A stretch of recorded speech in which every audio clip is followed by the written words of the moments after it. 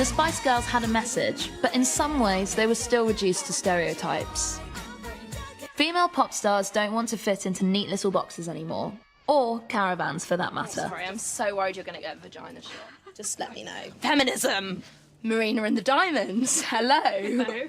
So I basically just wanted to talk to you about whether you think the question, what's it like to be a woman in the music industry, is a really annoying question. For me, it's not annoying. I do still think it's relevant. Mm-hmm. Actually, asking the question has made the topic very, very popular.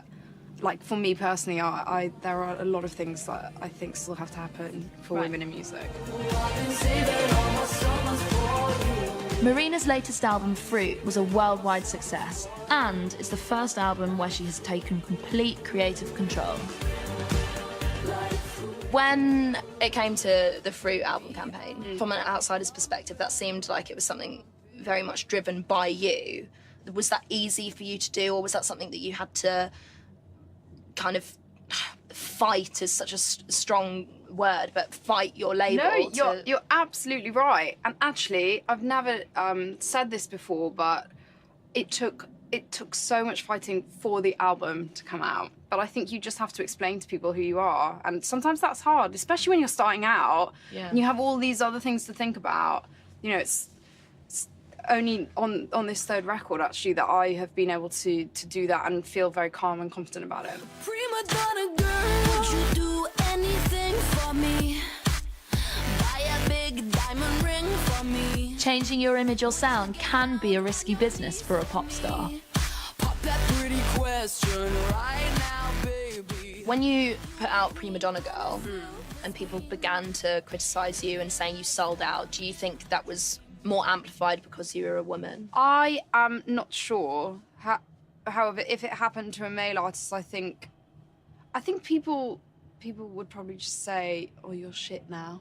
You're shit, mate. As opposed to lots of grim trolls online. Everyone was just calling me a sellout, that I'd lost everything that was original about me. I feel like I'm going through that right now. Yeah. On this current album. What I were did they like an saying? insight meeting. Yeah. It was like stats, and it was very interesting.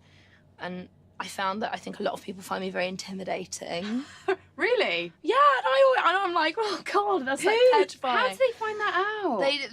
They did like market research where, and honestly, it's really soul destroying, actually. Shut up. No, really it is. And I want, do you ever think about your output online, and do you ever think about your audience, which is a lot of young girls and gay guys? Yeah. Right? I think you have a responsibility as a human being, whether your fan base is young or not. But only to a certain extent. You know, you are human and you're going to do stuff that not everyone's going to agree with. Right. You're always going to, sadly, sometimes leave a small portion of fans behind. But I think with my fan base, and perhaps with yours as well, I feel like it's less about like the genre of music you make. It's more about you as a person and being honest and being able to have that relationship with your fans.